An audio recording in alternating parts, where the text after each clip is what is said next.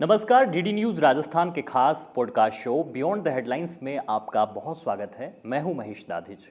दोस्तों, गुलाबी शहर जयपुर अपने सांस्कृतिक वैभव और वर्ल्ड हेरिटेज के लिए जाना जाता है। इस शहर को आधुनिकता की चुनौतियों के साथ संभालना, संवारना और इसे भविष्य के लिए तैयार करना एक बड़ी जिम्मेदारी है और इस जिम्मेदारी का निर्वहन बखूबी कर रही हैं यहाँ की महापौर, जयपुर नगर निगम ग्रेटर की महापौर डॉक्टर सौम्या गुर्जर, जो आज हमारे पॉडकास्ट पर खास मेहमान के तौर पर मौजूद हैं। मैम, बहुत बहुत स्वागत है आपका हमारे इस पॉडकास्ट पर। सबसे पहले पॉडकास्ट की शुरुआत करते हैं, आपके सफ़र को जानते हैं। किस तरह से पढ़ाई के बाद में आपने पीएचडी तक अध्ययन किया आपने, और उसके बाद में कैसे रुझान हुआ कि अब आपको राजनीति में जाना चाहिए? अच्छा सवाल पूछा आपने कि पीएचडी की हुई है और मैं राजनीति में कैसे आई। मुझे लग रहा है आपका सवाल ऐसा होना चाहिए था कि पीएचडी की मैं प्रोफेसर क्यों नहीं बनी बिल्कुल। किसी भी कॉलेज या यूनिवर्सिटी के अंदर। और हर कोई यही पूछता है कि आपने डबल एमए यूजीसी नेट आपने क्वालिफाई किया, आपने एमफिल की, उसके बाद में पीएचडी की, तो प्रोफेसर की सारी क्वालिटी जो है सारी आपने वो सब चीज़ें आपको हासिल है, फिर भी आपने प्रोफेसर क्यों नहीं बने। हाँ, परंतु बचपन से ही मुझे था कि मैं हमेशा अपने आसपास में देखती थी, तो मुझे कुछ अलग जो दिखती है दुनिया वो अलग नज़र आती और उसके पीछे की कहानियाँ कुछ अलग नज़र आती। तो छोटी-छोटी चीज़ें देखी, लोगों के जीवन में कठिनाइयाँ देखती और विशेष रूप से महिलाओं के जीवन में बहुत कठिनाइयाँ देखी। तब मन ही मन में सोच लिया था कि पढ़ाई तो कर रही हूँ मैं, ये मैं मेरे पेरेंट्स के लिए कर रही हूँ, क्योंकि मेरे पिताजी चाहते थे कि मेरी बेटी डॉक्टर बने। और चूँकि मेरा फ़ील्ड जो है मैं साइंस नहीं था मेरे पास में, साइंस बायोलॉजी, तो मुझे इधर आना था। फिर मैंने उनकी इच्छा के लिए मैंने पीएचडी की कि नाम के आगे डॉक्टर लग जाएगा। मतलब एमबीबीएस नहीं हुआ तो हाँ, डॉक्टरेट तो हो एमबीबीएस जाए। नहीं हुआ तो पिताजी की इच्छा के लिए मैंने डॉक्टरेट की उपाधि ली, पीएचडी की मैंने। और मेरी मदर चाहती थी कि नहीं, महिला हो, लड़की हो, इसलिए आपके पास में सारी आपके पास डिग्रियां होनी चाहिए। आप अपने पाँव पर खड़े हो सको। जीवन जो है स्थिर कभी नहीं होता है, जीवन में बहुत सारी समस्याएं आती है, चुनौतियां आती है, तो इसलिए क्वालिफिकेशन आपकी पूरी होनी चाहिए। तो मेरी मदर के लिए मैंने यूजीसी नेट भी क्लियर किया कि ठीक है, उनको अच्छा लगना चाहिए उसके लिए। एमफिल भी की, एमफिल के अंदर भी यूनिवर्सिटी में मेरी सेकंड टॉपर हूँ मैं।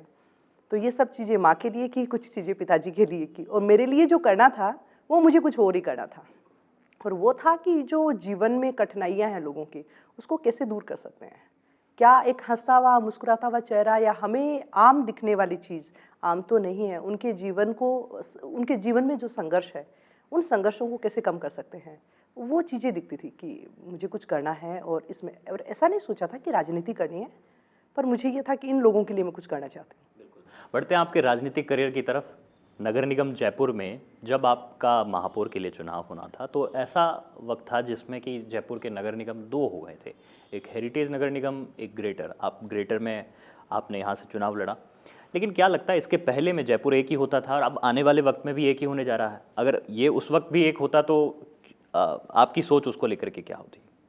निश्चित रूप से अगर शहर को हम भौगोलिक स्थिति के रूप में हम अगर बांटते हैं, तो बांटने के अंदर उसकी स्थितियों को हमें अलग अलग अगर करना पड़े, कि क्योंकि एक ही शहर को दो बंटवारे करना, एक हेरिटेज सिटी, एक हम ग्रेटर सिटी के रूप में रख देते हैं, तो उसमें हमें मेन पावर उतना ही लगाना होता है, उतने ही एडमिनिस्ट्रेटिव ब्लॉक्स है वो उतने ही बनाने होते हैं, और उसके साथ में उसका अच्छी तरीके से संचालन हो। पर हम सारा इंफ्रास्ट्रक्चर, दो दो निगम की हम बिल्डिंग बना दी, हमने दो दो उपायुक्त वहाँ लगा दिए, वहाँ दो दो आयुक्त, सभी जोन के अंदर उपायुक्त, ये सब चीज़ें हो गई, खर्चा तो बढ़ गया। क्या आम जन को लाभ मिला क्या? मुझे लगता है वो नहीं मिला। वो पिछली जो गवर्नमेंट है उन्होंने सिर्फ अपनी राजनीतिक रोटियां सेकने के लिए ये इस तरह विभाजन किया, और मेरी नज़र में विभाजन सही नहीं है। चाहे देश का विभाजन हो या नगर निगम का विभाजन हो, मैं उसी तरीके से देखती हूँ, क्योंकि विभाजन होने से बहुत सारी तस्वीर बदल जाती है, बहुत सारे लोगों की परेशानियाँ बढ़ जाती है। जब आपकी एक लाइन निर्धारित हो जाती है, तो कुछ लोग लाइन के इस पार भी देखना चाहते हैं, कुछ लाइन के उस पार भी देखना चाहते हैं। और यहाँ महापौर होते हुए कुछ हेरिटेज के लोग जब ग्रेटर में मेरे पास में आते, ये काम है, फिर मैं देखती, फिर उनको समझाती कि आपका ये है, हेरिटेज नगर निगम है, वहाँ जाइए। तब मैं आसानी से उपलब्ध रहती हूँ मेरे ऑफिस में, हर समय मैं लोगों के लिए, और एक निश्चित टाइम भी है कि इस वक्त मैं आपको मिलूंगी। जन सुनवाइयाँ करती रहती हूँ, नगर निगम आपके द्वारा अभियान में मिलती रहती हूँ। पर और कोई अगर उनको नहीं मिलता है तो वो कहते हैं हम आपसे तो मिल सकते हैं पर वहाँ कैसे जाएँ? तो वहाँ हेरिटेज की समस्याओं को भी समाधान के लिए मुझे वहाँ के ऑफिसर्स को फ़ोन करती, वहाँ के जनप्रतिनिधिगण को भी फ़ोन करती, तो वो काम भी किया है। अक्सर आप एक बात बोला करते रहे हैं कि इस बॉर्डर लाइन से मोती डूंगरी गणेश मंदिर और गोविंद देव जी के बीच एक रेखा खींच दी गई। हम कैसे हमारे प्रथम पूज्य आराध्य देव मोती डूंगरी गणेश जी को हम कैसे उनको और गोविंद देव जी को कैसे बांट सकते हैं? क्योंकि जयपुर का तो सुबह मंगला के दर्शन जहाँ गोविंद देव जी को हो रहे हैं तो संध्या के अंदर मोती डूंगरी गणेश जी के दर्शन करते हैं। तो ये आस्था के साथ में खिलवाड़ है। हमें ऐसे लगता है कि वो बंटवारा करने पर हेरिटेज नगर निगम वासी वो ऐसा सोचेंगे कि ठीक है हमारे पास गोविंद देव जी, हमारे पास गणेश जी नहीं है। तो ये सबके लिए होना चाहिए। शहर है, इतना सुंदर शहर है जो लगभग 300 साल पुराना शहर है, ये सबके लिए होना चाहिए। सवाई जय सिंह जी ने जिस परिकल्पना के साथ में वास्तु का पूरा ध्यान रखा गया, वास्तु भी एक प्रकार की विज्ञान है, उसमें बसावट की भी विद्याधर भट्टाचार्य जी के द्वारा इतना सुंदर शहर, तो हम बांट कैसे सकते हैं इसको? और इससे भी बड़े शहर है, वो सब में भी एक एक निगम ही काम करते हैं। तो क्या हम बस अलग अपना बोर्ड बनाने के लिए हम शहर को बांट दिया? जयपुर नगर निगम ग्रेटर में बतौर महापौर आपके कार्यकाल की बात करते हैं। जब कार्यकाल को देखते हैं तो पाते हैं कि बड़ा ही उठापटक भरा आपका जो कार्यकाल है वो रहा। कुछ विवाद, कुछ चुनौतियाँ, कुछ परेशानियाँ, कुछ तकलीफ़ें, कुछ साजिशें भी। इस सवाल पर मुझे एक कविता याद आ गई, जो मैं जब भी मुझे ऐसे लगता है कि कठिनाइयाँ हैं और ठीक है ये जीवन का अंग है, क्योंकि जहाँ संघर्ष है तो जीवन है। तो वो कविता में बताकर मेरा जवाब जो है वो उसी कविता में ही होगा कि संघर्ष भरा जीवन तेरा, संघर्ष भरा जीवन तेरा, संघर्षों से घबराना नहीं, जब रात हो काली तो समझो होने वाली है शुभ दिवाली। जीवन के इस रण में तुमको विश्वास अटल रखना होगा, 100 बार गिरो फिर भी उठना, लक्ष्य भेद तभी होगा। है अग्निपथ सा ये जीवन, है अग्निपथ सा ये जीवन, तू निर्भीक निडर होकर इस पर चल, चरण पखारेगी मंजिल, निश्चित होगी तेरी विजय, हो एकाग्र वस्तु, चलती चल चलती चल चलती चल। तो मैंने यही किया कि कितनी भी संघर्ष आए, कितनी भी चुनौतियाँ आए, मुझे मेरा लक्ष्य है और लक्ष्य मेरा अटल है। जिस लक्ष्य है, जिस विजन के साथ में या नगर निगम में आई, जन सेवा के लिए आई, उसमें अगर कोई भी अड़चन डालेगा तो वो कभी भी मैं उसको बर्दाश्त नहीं करूँगी। और जहाँ मैं सही हूँ तो सत्य है, सत्य परेशान हो सकता है पर पराजित नहीं हो सकता। और इसी की वजह से आप मेरे यहाँ निगम ऑफिस में बैठकर मुझसे पॉडकास्ट कर पा रहे हैं आज 5 साल बाद भी, क्योंकि मैं अपने अपने सिद्धांतों पर हमेशा टिकी रही कि जो सही है उस सही को, सच को कभी साबित करने की आवश्यकता नहीं होती है। बस परीक्षाएं आई और हमने एग्ज़ाम दिए और लिखे, पर होना वही है जो सच है वो। 10 नवंबर 2022 बहुत बड़ा नाटकीय घटनाक्रम, एक बड़ा चमत्कार आपके लिहाज से। उस दिन जबकि आपकी बर्खास्तगी के बाद में यहाँ पर वोट डाले जा चुके थे, नए महापौर की घोषणा ही बाकी थी और एक ईमेल आता है और सौम्या गुर्जर दोबारा से पदस्थ हो जाती हैं। कैसे उस घटना को आप याद करते हैं? किस तरह से पूरा ये घटनाक्रम, हम आपसे जानना चाहेंगे। उस दौरान में आपके मन में क्या था? उस दौरान अगर आप मुझे ईमानदारी के साथ में कहें तो उस दौरान मेरे मन में यही था, जो हो रहा है वो सही हो रहा है। कर्मण्येवाधिकारेषु मा फलेषु कदाचन। कर्म करते जाओ, फल की इच्छा मत करो। आपने अच्छे कर्म किए हैं, ठीक है, ईश्वर जो है वो सब देख रहा है। और हमेशा उस पर रही, गीता में पढ़ती रहती हूँ। जब भी मुझे समय मिलता है मैं गीता पाठ शुरू कर देती हूँ। गीता के एक एक श्लोक में जीवन जीने की कला सिखाता है, हमें दर्शन देता है कि हमें कैसे इन परिस्थितियों, चुनौतियों का हमें सामना करना है। उन परिस्थितियों के अंदर भी बहुत सारे लोग जो है वो मुझसे आकर मिलते, गलत हो रहा है आपके साथ में, ये लोग गलत कर रहे हैं। तब मैंने कहा सही कौन, भगवान श्री कृष्ण के साथ में भी किसने सही किया? उनके साथ में भी तो कितना अन्याय हुआ, उनके माता पिता के साथ में भी कितना अन्याय हुआ, क्या वो अन्यायी नहीं थे? तो वो जब भगवान होकर भी उन्होंने सही, हम तो इंसान हैं और अगर हम सही राह पर, अगर आपके सामने कठिनाइयाँ, चुनौतियाँ, संघर्ष आ रहा है, इसका मतलब ये है आप सही रास्ते पे हो। अगर आप उसी चाल के अंदर चलेंगे, उन्हीं के विचारों के अंदर आप बहेंगे, या जो लोग चाहते हैं नगर निगमों के, मुझे बताने की आवश्यकता नहीं है, कुछ लोगों ने इनके नामकरण और भी कर रखे हैं किस किस तरह के, आपको भी पता है।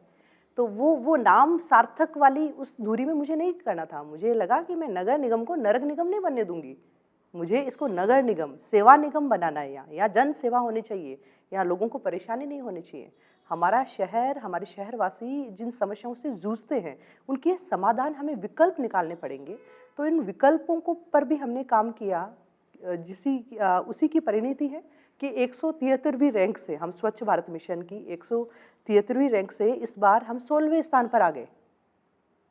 तो ये एक बहुत बड़ी हमने छलांग की। शहर वासियों के साथ में हमारी टीम को भी मोटिवेट किया, नगर निगम की टीम को, हमारे स्वच्छता योद्धा उनको, क्योंकि जब कोई भी काम होता है ऐसे, वही महिला वाला एग्जाम्पल दे रही हूँ कि जब महिला होती है तो वो बहुत बारीकी से देखती है।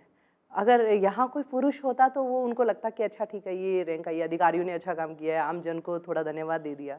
पर मैं कहती हूँ वो स्वच्छता योद्धा, उसमें विशेष रूप से महिलाएं, जो महिलाएं सर्दी के मौसम में भी ठिठुरते हुए हाथों से झाड़ू लगाती है, घर संभाल कर आती है, और उन महिलाओं को जब मैं गले लगाकर मिलती हूँ, उनको जब मेरे घर से बनाकर चाय पिलाती हूँ उनको, तो उन महिलाओं में आत्मविश्वास आता है कि अरे हमारी मेयर काम कर रही है, हमें क्यों नहीं करना चाहिए। उन लोगों ने, उनके पसीने, उनकी त्याग की ये पूंजी है 16वां स्थान।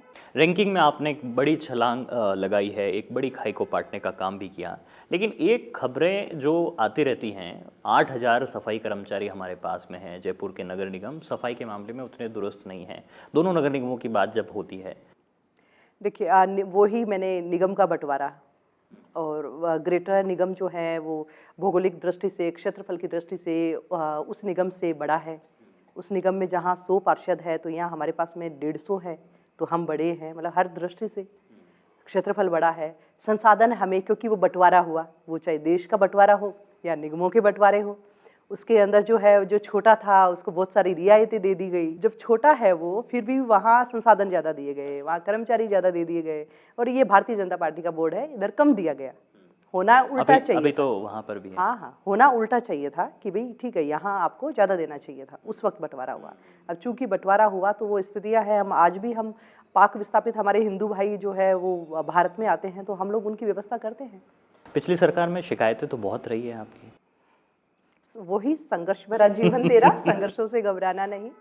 तो ये सब चीजें चलती रहती है जब आप सही काम करेंगे। पूरी कहानी बताने के बजाय आपने कविता के जरिए आप अपनी बात को रखना पसंद कर रहे हैं। मैं ये जानना चाह रहा था कि अक्सर साधारण सभा की बैठकें हम देखा करते हैं नगर निगम में, जब भी तस्वीर आती है अखबारों में भी या फिर कहीं पर भी, हम एक चीज़ हमेशा पाते हैं कि एक शोरगुल वाला माहौल होता है, हंगामा होता है, कुछ लोग टेबल पे चढ़े होते हैं, कुछ लोग वहाँ पर मतलब मारपीट भी कर रहे होते हैं, झगड़े भी कर रहे होते हैं। आप चेयर पर होती हैं, कैसे कंट्रोल कर पाती हैं ऐसे समय में?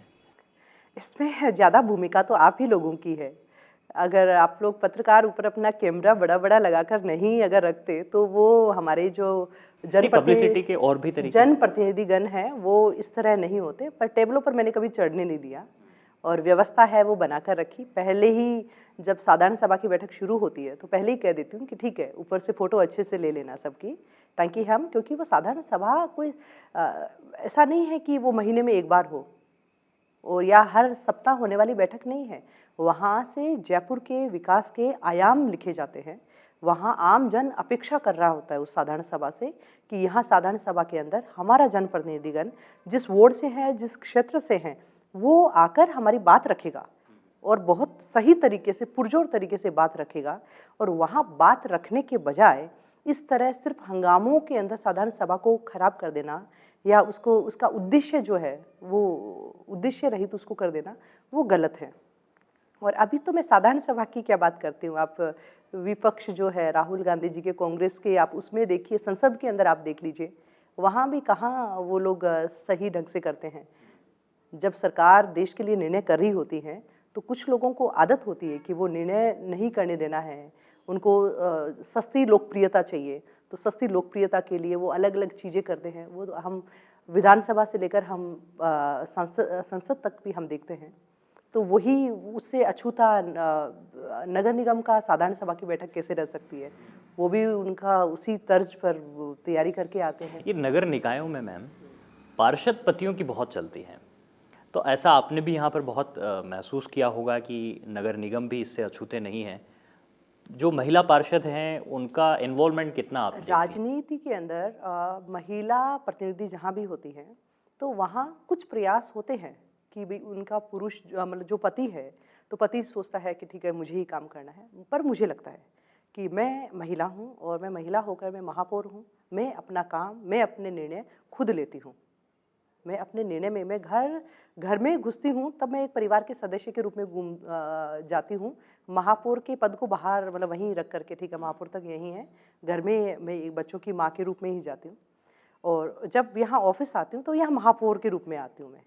तो वहाँ फिर घर से अगर कोई भी चीज़ें ये है, तो वो पहली बात तो कहते ही नहीं है मुझे कोई भी, क्योंकि उनको पता है कि स्वभाव ऐसा है कि ये घर से मतलब ये देख लेना, क्योंकि वो मेरे लिए मेरी ज़िम्मेदारी हो जाती है। मुझे करना वही होता है जो सही होता है और उस पर निर्णय होता है। तो वो सब विवेक से खुद को निर्णय लेना पड़ता है और मैं निर्णय लेने के बारे में कभी किसी को ये नहीं कहती हूँ कि अच्छा इसकी ज़िम्मेदारी उसको है या उसको है।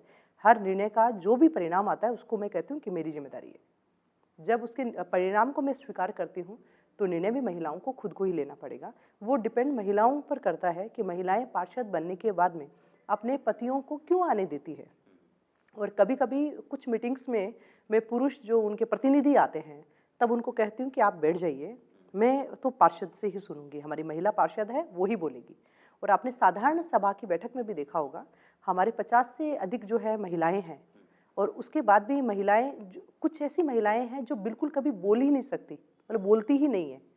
उनको मैं विशेष रूप से उनको समय देती हूँ, वरना ऐसा होता है जो बोलने वाले वो लोग साधारण सभा में बैठते हैं, मैं हर के लिए समय है वो डिसाइड करती हूँ कि 2 मिनट ये बोलेंगे और 2 मिनट में वो अपनी बात नहीं बोल 1 सेकंड में बोलकर कुछ लोग बैठ जाते हैं, उनको फिर से खड़ा करती हूँ कि आज अगर आपको खड़ा करने के लिए यहाँ मैं हूँ, पर आपको हो सकता है भविष्य में ऐसा आपको खड़ा करके आपको आपकी बात रखने का मौका नहीं मिलेगा, तो वो चाहे किसी भी पार्टी की हो, मैंने कभी उसमें अंतर नहीं किया। मैम, एक बात ये कही जाती है कि जो जयपुर में महापौर निवास है यानी मेयर हाउस जो है वो हॉन्टेड है। इस बात में कितनी सच्चाई है, आपने भी सुना होगा? ये अगर आप पहले बताते तब तो मैं वहाँ देखने भी जाती, क्योंकि सरकारी आवास है। हालांकि मैंने सोचा था कि मैं इतनी ये सुविधाएं हैं जनता के लिए है, मैं नहीं लूँगी, अपनी ज़रूरतों को मिनिमम रखूँगी, मेरा अपना घर है, मैं वहाँ से काम कर सकती हूँ आसानी से। परंतु आपने बताया भूतिया है, तब तो मैं वहाँ भूत से जाकर शास्त्रार्थ जरूर करती, वहाँ खड़े होकर कहती कि भूत त्वम कुत्र अस्ति। पर ऐसा कुछ नहीं है, भूत डर जो है वो हमारे मन के अंदर होता है और हम अपने मन से डर अगर भगाएंगे तभी, क्योंकि वरना तो सब कुछ डरावना लग रहा है आपको। मतलब आप भूत प्रेत में यकीन नहीं करते हैं? हाँ, मैं भूत पिचास से निकट नहीं आवे, महावीर जब नाम सुनावे, तो हनुमान चालीसा पढ़ती हूँ, इसलिए संभव ही नहीं है ये। जैसे मेरी शील धाबाई जी से भी एक बार बात हो रही थी, तो उन्होंने भी कहा कि उन्होंने अनुभव किया था वहाँ पर। तो ऐसी कोई चीज़ें है या आप भी बिलीव करते हैं, ऐसा मानते हैं? आपने अगर पहले बताई होती मुझे बात, तो मैं वहाँ जाकर साक्षात्कार करती उनसे। मैंने ऐसी चर्चाओं में सुना। मैं उनको फेस करती कि भूत होता क्या है। भूत कुछ नहीं होता, मुझे लगता है भूत हमारे मन का वहम होता है, कल्पनाएं होती है, हमारे विचार जैसे होते हैं। भूत हमारे अंदर भी रह रहा होता है। भूत क्या होता है? जो डरावना होता है। तो डर हमारे आत्मा के अंदर, अपने मन के अंदर भी रहता है, तो उसको बाहर निकाल देना चाहिए। और अगर आप उसको बाहर निकाल देंगे तो लोग तो मोक्षधाम में, शमशान में भी जाते हैं, तो वहाँ तो नहीं दिखते हैं। तो ये सब चीज़ें कल्पनाएं हैं, पर अगर मुझे आप पहले बताते तो मैं ज़रूर उसमें रहने के लिए जाती, उसको तैयार करवा कर। पर चूँकि मुझे ऐसा था कि महापौर हम लोग अपने पद पर जो है 5 सालों का हमारा कार्यकाल होता है, उसमें हम हमारे आवास और इन व्यवस्थाओं को अच्छा करने के बजाय जनता से जुड़े हुए कामों को हम प्राथमिकता दें। और क्योंकि 5 साल बाद में हमारा परिवर्तन हो जाएगा। 5 साल के इस टेन्योर से आप सेटिस्फाई हैं?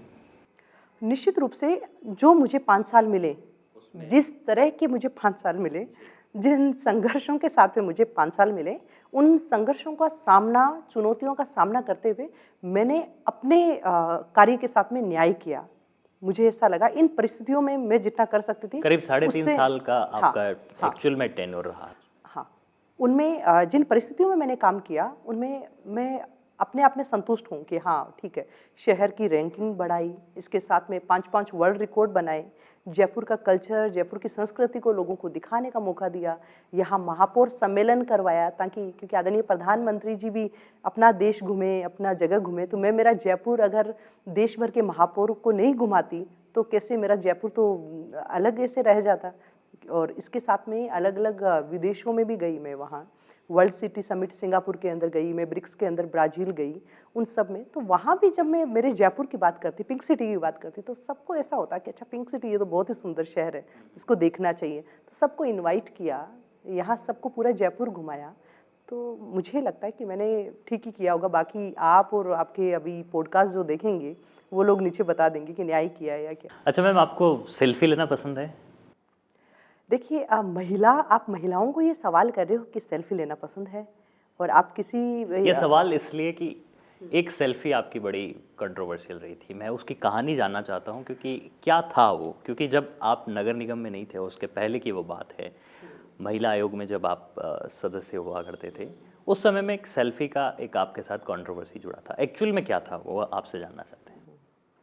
पहले इस बात का जवाब देती हूँ। सेल्फी लेना, तो सेल्फी लेने का मतलब, सेल्फी का मतलब ये नहीं है। सेल्फी का मतलब है कि हम क्या कर रहे हैं ना। जब वो नए प्रयोग हैं, मोबाइल हमारे हाथों में है, हमारे पास आईपैड है, टेक्नोलॉजी है, तो उस टेक्नोलॉजी का यूज़ सभी करते हैं।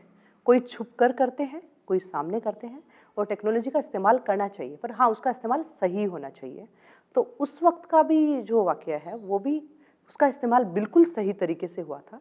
क्योंकि एक एफआईआर दर्ज हुई थी, एक महिला जो मानसिक रूप से ठीक नहीं थी, कि उनके ससुराल वालों ने उनके साथ में जो अत्याचार किया, और उनके वो पैरों को गोद दिया गया, हाथों पर गोद दिया गया, ऐसे चाकू से गोदा, ऐसा किया, उनको परेशान किया।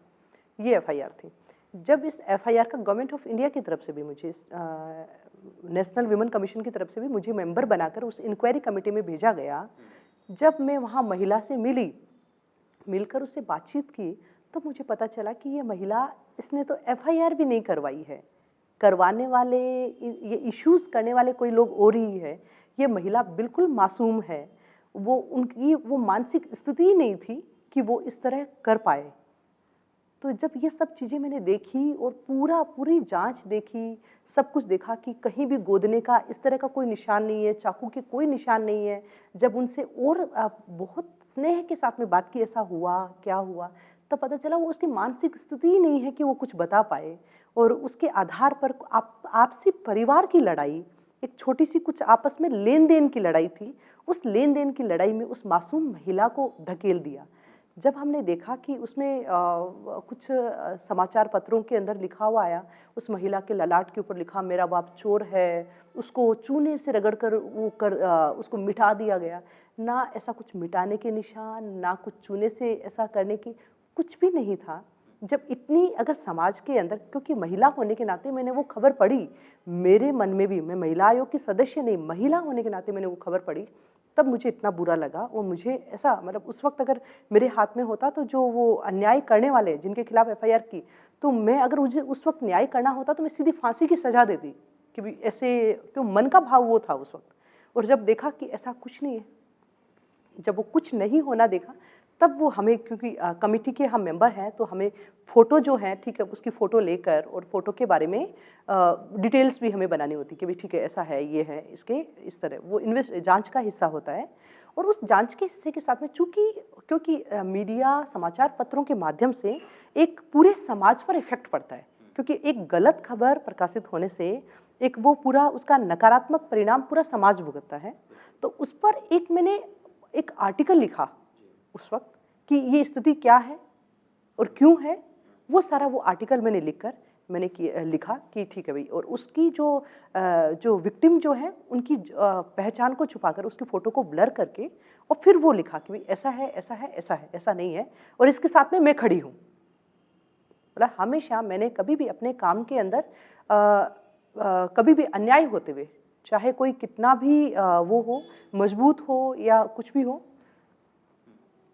उसमें उसमें उसके साथ में अन्याय नहीं हो, हमेशा ये देखा। और हमेशा अगर कोई कमज़ोर लगा है, या ऐसा लग रहा है कि कोई बोल नहीं पा रहा है, तो हमेशा उसको सपोर्ट किया है कि मैं हूँ सामने, आप मुझे बेझिझक सारी बातें बता सकते हो, मैं आपके साथ में न्याय करूँगी। आप महिला आयोग में भी रह चुके हैं मैम, किस तरह से आपने महसूस किया होगा कि जब भी हम बात करते हैं ऐसे ग्रामीण क्षेत्रों में जो अंधविश्वास हैं, कुरीतियाँ हैं, किस तरह आपने ये चीज़ें देखी होगी, और कैसे उनको ख़त्म किया जा सके, उन चीज़ों को, और महिलाओं का सामाजिक उत्थान हो सके, उसको लेकर के आप क्या सोच रखते हैं? वो तो धन्यवाद देती हूँ प्रधानमंत्री जी का, जो नारी शक्ति वंदन अधिनियम लेकर आए, जिसके बारे में दशकों तक बातें ही होती थी। हमारे प्रधानमंत्री जी ने महिलाओं को आगे बढ़ाया, अधिनियम लेकर आए, नारी शक्ति वंदन अधिनियम, ताकि महिलाएं और आगे आएँ। अब धीरे धीरे महिलाएं अपने अधिकारों को लेकर भी जागृत हो रही हैं, पर महिलाओं को अपनी लड़ाई हर कोई उनको अपने पीछे सौम्या खड़ी भी नज़र नहीं आएगी जो हमेशा उनका उत्साहवर्धन कर रही हो, नहीं नहीं मैं खड़ी हूँ आगे, चलो आप तो करो अपना काम करो, आप तो बोलो मैं हूँ ना। ये पर हमें अपने आप को मजबूत करना पड़ेगा, अपने अधिकारों को लेकर जागृत होना पड़ेगा। गाँवों के अंदर, डांग क्षेत्र के अंदर, मैंने करौली वहाँ जिला परिषद सदस्य भी रही हूँ मैं, वहाँ भी देखा कि महिलाओं का जीवन सुबह पानी के घड़े लाने से लेकर चूल्हा जलाकर बच्चों को स्कूल भेजती है, फिर अपने खेत में जाकर खेती का काम करती है, फिर गाय भैंस का काम करती है, फिर वही रात को रोटी बनाती है, अपने बच्चों को सुलाती है और वही वापस सुबह हो जाती है। मतलब उनका जीवन में कोई जीवन ही नहीं है। अंधविश्वास के नाम पर ऐसा देखने को मिला कहीं कि जूतों में पानी पिलाया जा रहा है, इस तरह की चीज़ें भी जब सामने आती रही, कैसे आपको लगता है कि इस पर भी अभी तक बहुत काम होना ज़रूरी है? जब जीवन के अंदर कुछ है नहीं है, अपने बारे में कुछ संज्ञान लिया नहीं खुद से, तो उनको ये तो सोचना पड़ेगा कि हम महिला हैं तो हमें समझना पड़ेगा हमारा जीवन क्यों है, हमें अपने अधिकारों की बात भी करनी होती है। जूती में क्यों पानी कोई पिएगा, मतलब ये सब चीज़ें नहीं होनी चाहिए और इसके लिए हम खुद फैसला लेने के लिए हैं। और आप सोचिए कि वो कितना कठिन, आज हर घर, हमारी मोदी सरकार के नेतृत्व के अंदर हर घर तक नल पहुंच गया, और जहां चूल्हा जलाने पे उनकी आंखें खराब हो जाती थी, जिनको अस्थमा हो जाता था धुएं की वजह से, उनके लिए उज्ज्वला योजना के तहत उनके घर पर गैस का सिलेंडर आ चुका। और इसके साथ में जहां वो खेती करती है, अत्याधुनिक उपकरण आ चुके हैं जिनसे उनका और राहत हो सके, अपनी नई टेक्नोलॉजी के साथ में समय अपने आप में बिता पाए बच्चों के एजुकेशन के लिए। और अब तो डिजिटल इंडिया हो गया, तो डिजिटल इंडिया में तो मुझे लगता है कि ग्रामीण महिलाएं भी आजकल अब बड़ा 10 सालों के बाद में, अब मैं फिर से गाँव में जाती हूँ तो अब महिलाएं वो वैसी नहीं रही। अब महिलाएं काफ़ी समझदार हो गई, अब गूगल पर वॉइस से सब कुछ सर्च कर लेती है और उनको पता होता है। वो मुझे भी बताती है कि आप जयपुर में क्या कर रही हो, हमें पता है। मेरी कहानी में, अच्छा आप वहाँ गई, आप ये कर रही हो। अभी किसने मुझे बताया सर्वाइकल कैंसर का वैक्सीन लगा रहे हो, हमारे भी लगा दो। मैंने कहा अभी नगर निगम से जब मैं आपके पास में आऊँगी तो मैं सर्वाइकल कैंसर का वैक्सीन आप तक भी लेकर आऊँगी। और मेरा आगे का लक्ष्य यही है कि विधानसभा से लेकर लोकसभा के चुनाव में भी आपके नाम की चर्चाएं काफ़ी सुनने को मिली। अब फ्यूचर पॉलिटिक्स के लिए किस तरह से आप तैयार खुद को मानते हैं, कहाँ किस स्थान पर आप अपने आप को देखना चाहते हैं? मैं अपने आप को अगर आप पूछ रहे हैं देखना कहाँ चाहते हैं, मैं हर एक महिला जो उठना चाहती है, हर एक महिला जो आगे बढ़ना चाहती है, उसके पीछे अपने आप को पाना चाहती हूँ कि जब उसको हार के थक जाए तो उसको थोड़ा सा सहारा देने के लिए सौम्या है ना। जब वो परेशान हो, कुछ बात किसी को नहीं बता सकती, तो उसकी बात सुनने के लिए सौम्या है ना। तो मैं ऐसा होना चाहती हूँ कि किसी को कोई भी परेशानी हो उसके लिए मैं पीछे खड़ी हूँ उसके। शहरवासियों के लिए अगर बात करें मैम, किस तरह का एक संदेश आप पॉडकास्ट के आखिर में देना चाहेंगे? जयपुर के नागरिकों के लिए एक महापौर के तौर पर क्या आपकी अपील होगी? हमें विकसित राष्ट्र बनाना है और आत्मनिर्भर भारत बनाना है, तो इसके लिए हमें आगे आना होगा। हमें पंच परिवर्तन पर हमें काम करना पड़ेगा, ये हमारी सामूहिक जिम्मेदारी है। और उन पंच परिवर्तन में हमें अगर आत्मनिर्भर भारत बनाना है तो वोकल फॉर लोकल, हमें उस पर हमें काम करना पड़ेगा। हमें अपने शहर की स्वच्छता के लिए काम करना पड़ेगा, हमें पर्यावरण के लिए काम करना पड़ेगा। और उसके लिए सिर्फ मैं महापौर प्रथम नागरिक नहीं, इसके लिए आम जन को भी प्रथम नागरिक की ही भूमिका निभानी पड़ेगी, तभी मिलकर हम काम कर पाएंगे। क्योंकि हमें अपना जयपुर, गुलाबी नगरी जयपुर को स्वच्छ नगरी भी बनाना है, और स्वच्छ नगरी हमें तो टॉप 1 पे आना है। तो आपनो जयपुर नंबर 1 जयपुर तभी हो पाएगा जब हम सब मिलकर अपनी जिम्मेदारियां निभाएंगे। क्योंकि हम अधिकारों की बात तो करते हैं, पर जहां हमारी खुद की जिम्मेदारी की बात होती है उससे हम परे हट जाते हैं कि अच्छा कचरा फेंका, ये हम क्यों उठाएं इसको। तो हमें उस पर भी ध्यान देना पड़ेगा कि कोई कचरा ना तो फैलाए, ना उसको जो उठाने के लिए अगर हमने गंदगी की है तो हमारी जिम्मेदारी बनती है। ऐसा नहीं नगर निगम वाले आएंगे और वो करेंगे, हमारी जिम्मेदारी बनती है कि हमारा शहर हमारी जिम्मेदारी। बिल्कुल ठीक कहा आपने कि हर नागरिक जब अपनी जिम्मेदारी को समझेगा तभी हम एक स्वच्छ शहर बना पाएंगे और एक स्वस्थ शहर की कल्पना को साकार कर पाएंगे। आज आपने हमारे पॉडकास्ट के लिए वक्त निकाला, बहुत बहुत शुक्रिया कहना चाहेंगे मैम आपको। आज हमारे इस पॉडकास्ट में बस इतना ही। अब हमें इजाज़त दीजिए, आप बने रहें टीडी न्यूज़ राजस्थान के साथ।